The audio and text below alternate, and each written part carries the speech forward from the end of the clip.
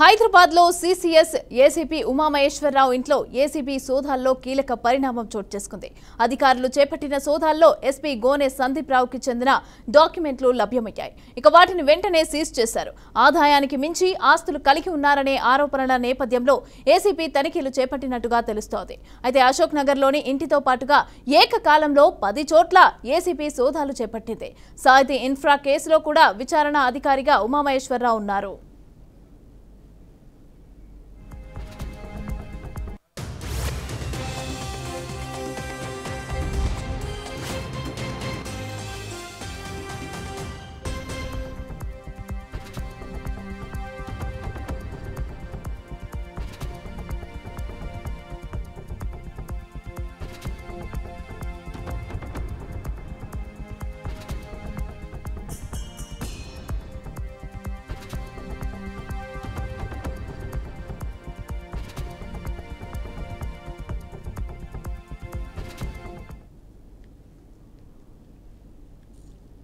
హైదరాబాద్ లో CCS ACP Umamaheswararao ఇంట్లో ACB సోదాల్లో అయితే కీలక పరిణామం చోటు చేసుకుంది. ఇక అధికారులు చేపట్టిన సోదాల్లో ఎస్పీ గోనె సందీప్ రావుకి చెందిన డాక్యుమెంట్లు అయితే లభ్యమైనట్టుగా మనకైతే ఇన్ఫో అందుతోంది. రైట్, ఇక దీనికి సంబంధించి పూర్తి డీటెయిల్స్ మా ప్రతినిధి రాజశేఖర్ చారి అందిస్తారు. రాజశేఖర్,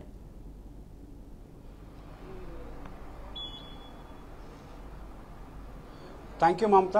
ఇంకా ప్రస్తుతం ఏసీబీ ఉమామహేశ్వరరావు ఇంట్లో ఇప్పటికే ఏసీబీ సోదాలు జరుగుతున్నాయి. దానిలో భాగంగా ఇంకా మార్నింగ్ ఉదయం నుంచి 5 గంటల నుంచి ఇప్పటి వరకు ఇంకా సోదాలు జరుగుతున్నాయి. అయితే ఒకేసారి రాష్ట్ర వ్యాప్తంగా 2 తెలుగు రాష్ట్రాల్లో కూడా 8 ప్రాంతాలలో ఒకేసారి ఏసీబీ సోదాలు జరుగుతున్నాయి.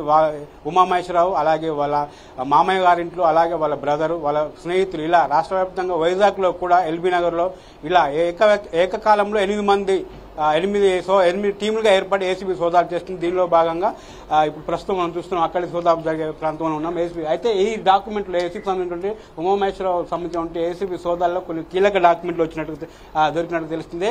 ఒక ఎస్పీకి సంబంధించినటువంటి కీలక డాక్యుమెంట్లు ఉమామహేశ్వరరావు ఇంట్లో ఆ డాక్యుమెంట్ దొరికినట్టు తెలుస్తుంది.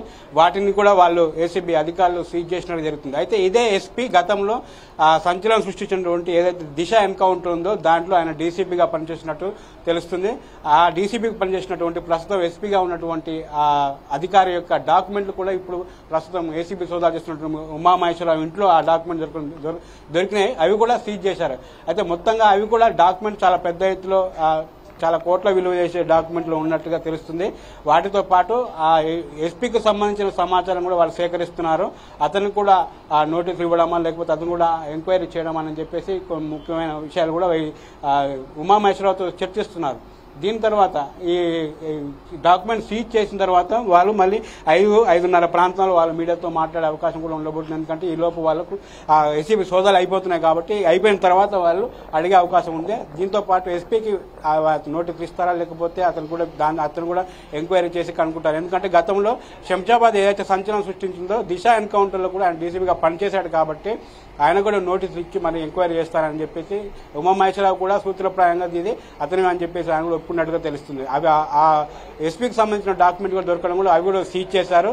దానితో పాటుగా మరి కొన్ని కోట్ల విలువ చేసిన డాక్యుమెంట్తో పాటు కూడా కొంత నగదు అమౌంట్ కూడా సీజ్ చేసినట్టు తెలుస్తుంది. ఇది మొత్తంగా దాదాపు 100 కోట్లకు సంబంధించిన ఫ్రాడ్గా ఏసీబీ అధికారులు భావిస్తున్న నేపథ్యంలో దీనికి సంబంధించిన పూర్తి వివరాలు వాళ్ళు 5:30 ప్రాంతంలో మీడియాకు వివరించే అవకాశం ఉంది. కాబట్టి చూడాలి ఇందులో గతంలో ఎస్పీగా డీసీపీగా పనిచేసినటువంటి ఇప్పుడు ప్రస్తుతం ఉన్నటువంటి ఎస్పీ అధికారి ఎవరైతే ఉన్నారో అతని మీద ఏసీబీ అధికారులు ఎలాగ స్పందిస్తారో, మరియు సోదాల్లో వారి ఇంట్లో కూడా సోదాలు చేస్తారా, మరి కాసేపట్లో కూడా ఎస్పీకి నోటీసులు ఇస్తారా లేకపోతే కనుక్కుంటారని చెప్పి మరి కాసేపట్లో తెలియనుంది Mamata. Right, thank you Chari, thanks for the details.